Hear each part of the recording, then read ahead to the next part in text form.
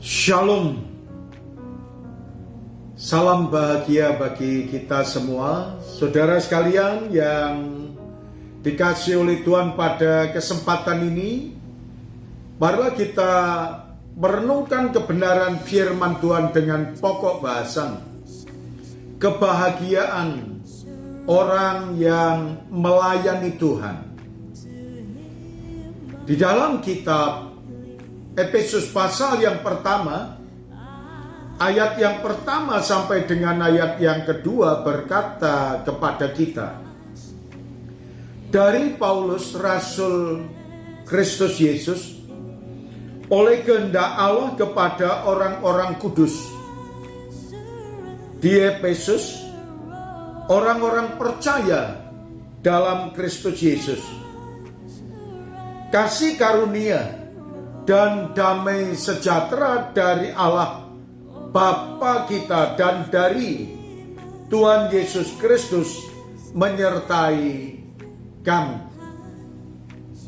Saudara sekalian yang dikasihi oleh Tuhan, berbicara tentang pelayanan, pengabdian yang dilakukan oleh setiap anak-anak Tuhan. Di antaranya adalah Paulus yang dipercayai oleh Tuhan untuk menjadi utusan.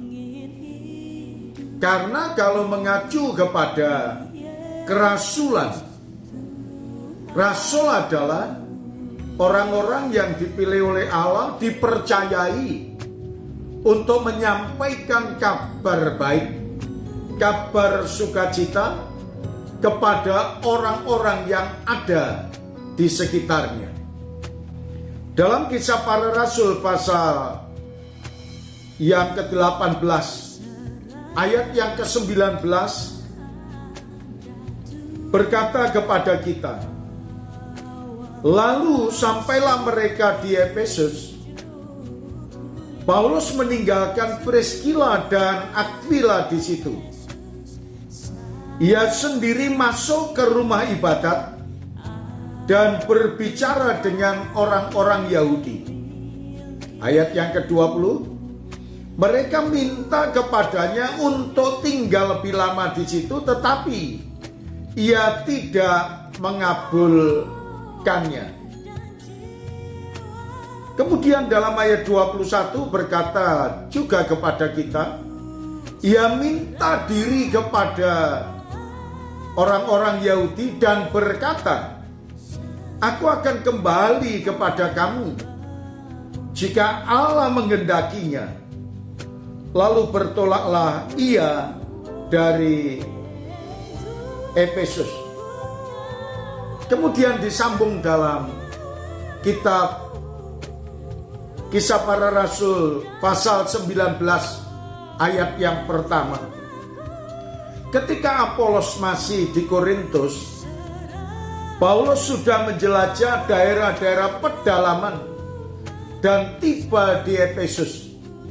Di situ didapatinya beberapa orang murid.